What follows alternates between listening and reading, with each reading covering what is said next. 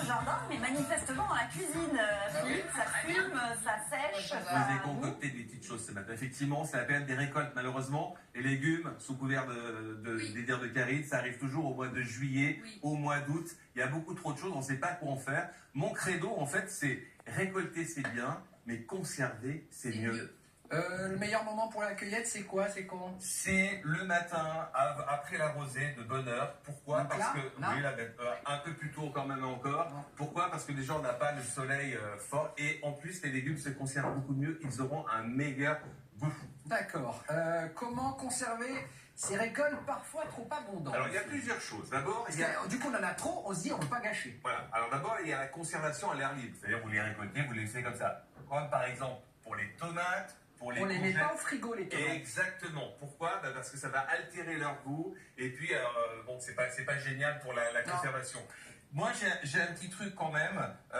Par exemple, lorsque vous avez des légumes racines, on peut les mettre quand même en bas du frigo, comme les carottes, les pommes de terre. Vous prenez un linge humide, légèrement humide, vous les entourez avec ce linge humide et vous pouvez les mettre en bas du Et réfrigérateur. évidemment, on ne les laisse pas dans les sacs, dans des sacs Ah non, qui respirent pas. Ouais. ouais, pas de plastique. Pas de plastique. Zéro plastique, voilà. Donc, linge humide, hop, carotte, en bas. Exactement.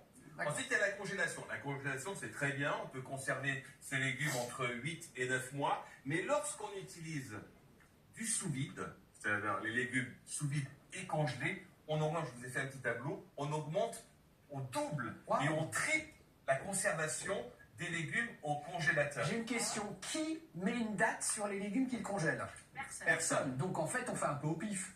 Oui. Parfois, on les garde trop longtemps. Là, vous avez maintenant sur les sacs de congélation, de quoi il y a un stylo et un petit endroit où vous allez pouvoir marquer une date de congélation. Ensuite, vous avez d'autres, il y a le stockage au réfrigérateur, donc ça on vient d'en parler. Et puis vous avez trois astuces intéressantes à savoir. Regardez ces trois astuces. D'abord, à droite, vous avez le fruitier, on appelle ça un petit placard grillagé. Ça se met dans une pièce fraîche. Dans un cellier. Si possible, pas trop de lumière. Et là, vous allez conserver vos pommes de terre, vos pommes, etc. Quelques tomates au frais, sans qu'ils soient boulottés par les rats et les souris. Eh oui. Ça, c'est le petit truc. Ça, c'est la première chose. Ça, c'est vraiment le placard indispensable. Ouais. Au milieu, vous avez Le tambour de machine à laver enterré dans votre jardin. C'est génial. Mon papa, que j'embrasse, il a mis ça dans le jardin. Il a un tambour de machine à laver dans le jardin. C'est bien, hein? On en trouve des choses dans le Bah, jardin. Ouais, on est à la pointe du progrès. Et vous l'enterrez à fleur des portes qui s'ouvrent. Et on explique pourquoi. C'est parce qu'évidemment, ça protège... Alors déjà, on les ferme parce que ça protège des ravageurs, mais surtout dans le sol, c'est à la bonne température pour conserver vos légumes en plein été et en plein hiver.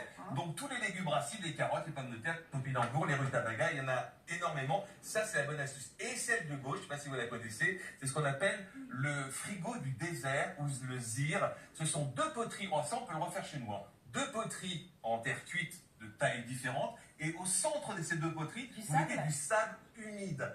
Et ça va créer une fraîcheur naturelle.